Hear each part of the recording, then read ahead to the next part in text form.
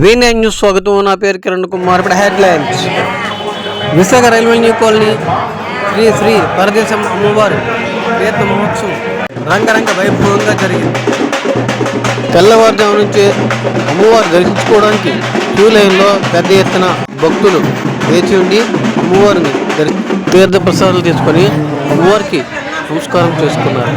సాయంత్రం సాంస్కృతిక కార్యక్రమాలతో చక్కటి కల్చర్ ప్రోగ్రాంతో ఉన్నాయని ఆలయ కమిటీ సభ్యులు తెలియజేశారు.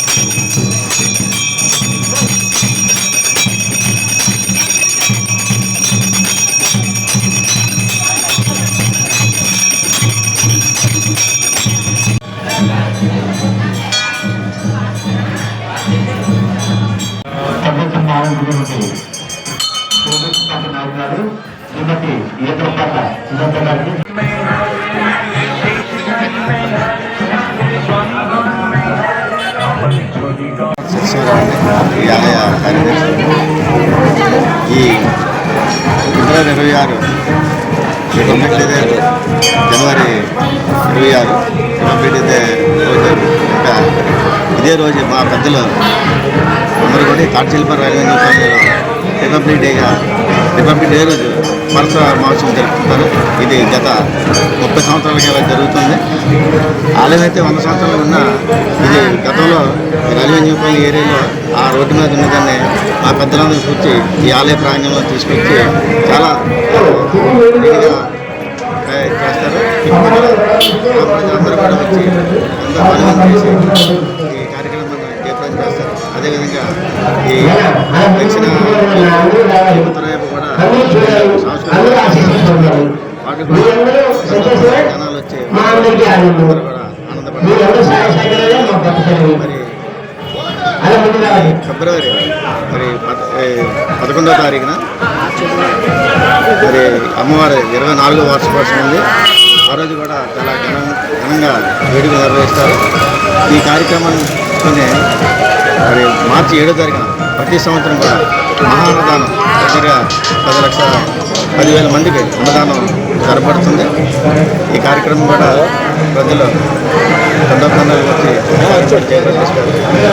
మరి ఈరోజు ఈ ఆలయాన్ని సందర్శించిన ప్రజలందరూ కూడా అమ్మవారి ఆశీస్సులు ఇచ్చి అందరినీ కాపాడుతుందని ఆశిస్తూ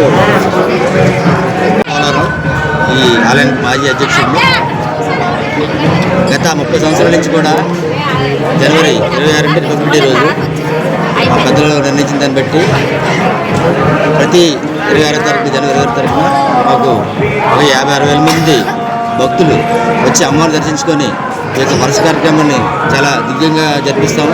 అలాగే సాయంత్రం కూడా సాంస్కృతిక కార్యక్రమాలు, ఇంకా స్టేజ్ ప్రోగ్రామ్స్, అలాగే సేవగర్ డేలు, కోలాటాలతో ఒకటి సాయంత్రం కూడా చాలా సందడిగా ఉంటుంది. మాకు ఎప్పుడు కూడా ఈ పరదేశమ్మ అమ్మవారిని కొలిస్తే సకల శుభాలు కలుగుతాయని భక్తుల అపారమైన నమ్మకం.